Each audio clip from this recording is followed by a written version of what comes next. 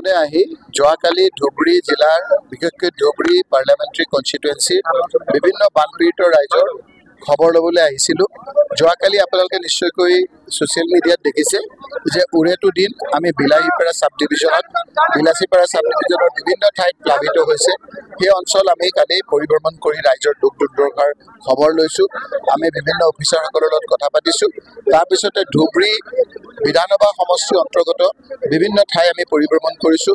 তাৰপিছতে আপোনাৰ ধুবুৰী ফুলবাৰী ব্ৰিজৰ তলৰ মানুহখিনিৰ অসুবিধা, সেই মানুহখিনিৰ লগত কথা পাতি তাৰ বিষয়াসকলৰ লগত কথা পাতি মানুহখিনিৰ সেই অসুবিধাবিলাক দূৰ কৰাৰ কাৰণে চেষ্টা কৰিছোঁ।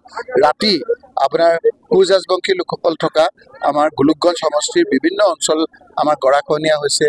সেই অঞ্চলবিলাক ৰাতি 10টালৈকে আমি পৰিভ্ৰমণ কৰি ৰাইজৰ লগত কথা পাতি ৰাতিপুৱা আজি 7টা বজাতে আমাৰ বিধায়ক জ্যেষ্ঠ কংগ্ৰেছৰ নেতা আমাৰ ৱাজেদ আলী চৌধুৰী আৰু আমাৰ কংগ্ৰেছৰ লোকসকলক লগত লৈ মই এতিয়া ফকীৰগঞ্জলৈ আহিলোঁ। আৰু ফকীৰগঞ্জৰ আপুনি ইয়াত দেখিছে যে আমাৰ হামিদাবাদ হায়াৰ ছেকেণ্ডেৰী মডেল স্কুলত আমাৰ ইয়াত কেম্প হৈছে।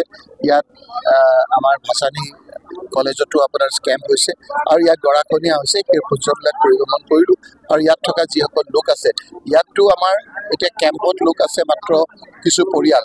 বেছিভাগ মানুহে ইয়াত ফাইট কৰি জীৱনত নিজৰ ঘৰতে আছে। আপোনাৰ এতিয়া য'ত পানী হৈছে আপোনালোকে ইয়াত মই ক'লে আপোনালোকৰ ইয়াত ছ'চিয়েল মিডিয়াত উঠিলে গুৱাহাটীত বহি দিল্লীত দেখি ইয়াৰ মানুহৰ দুখ দুৰ্দশা কল্পনা কৰিব নোৱাৰে। ইয়াত কেনেকৈ মানুহ থাকে জীৱনৰ লগত ফাইট কৰি, সেই কথাবিলাক দিল্লীত বহি বা গুৱাহাটীত বহি কল্পনা কৰিব নোৱাৰে। জীৱনৰ লগত ফাইট কৰি এই মানুহবিলাকে জীয়াই আছে।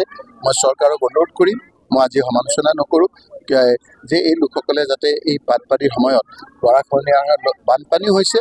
ইফালে মই বানপানী চাবলৈ আহিছোঁ, মানুহে মোক টানাটানি কৰিছে যে বানপানীটো বানপানী, গৰাখহনীয়া চাবলৈ আহক। আমাৰ ইয়াত মাটি বাৰী চব গুচি গৈছে। এই অঞ্চলৰ ৰাইজৰ যিবিলাক অসুবিধাবিলাক দূৰ কৰিবৰ কাৰণে মই ৰাজ্য চৰকাৰ, কেন্দ্ৰীয় চৰকাৰক অনুৰোধ কৰিছোঁ আৰু উপযুক্ত মঞ্চত উপযুক্ত প্লেটফৰ্মত মই এই কথাখিনি উপস্থাপন কৰিম। আজি মই চৰকাৰক ইমিডিয়েটলি কৈছোঁ যে এই সময়খিনিত যেতিয়া প্ৰাকৃতিক দুৰ্যোগ আহে বাঘ আৰু ছাগলী একেলগে থাকে, কিন্তু ইজনে সিজনক আক্ৰমণ নকৰে। গতিকে মই ভাবোঁ যে আমাৰ জন্তুৰ পৰা আমি বহু ক্ষেত্ৰত শিকিব লাগে আৰু সেইখিনি মই অনুধাৱন কৰি মই কাকো আজি সমালোচনা নকৰি এই দুখীয়া মানুহসকলে যাতে পেটৰ ভোকত আপোনাৰ কলমলাই আছে, তেওঁলোকে যাতে কোনো অসুবিধা নহয় আৰু কথা ক'ব নোৱাৰা পশু খাদ্য, গৰু ম'হৰ খাদ্যটো যাতে যোগান ধৰে। মই নাই দিয়া বুলি কোৱা নাই, আজিলৈকে অহা নাই, 4 দিন হৈ গ'ল, কিন্তু এতিয়া আহি আছে বুলি কৈছে। গতিকে মই এইটোও সমালোচনা কৰা নাই, আহিলেই হ'ল, মানুহখিনিক যাতে কোনো অসুবিধা নহয় তাৰ কাৰণে মই চৰকাৰ, ৰাজ্য আৰু কেন্দ্ৰৰ পৰা যদি কিবা দিবলগীয়া আছে সকলোকে অনুৰোধ কৰিছোঁ আৰু ৰাইজকো কৈছোঁ যে এই সময়খিনিত অকণমান সংযমতাৰে থাকিব লাগে, কোনো কথাত উত্তেজিত হ'ব নালাগে। মানুহ সকলোৱে এই ক্ষেত্ৰত আমাক সহযোগ কৰাৰ প্ৰতিশ্ৰুতি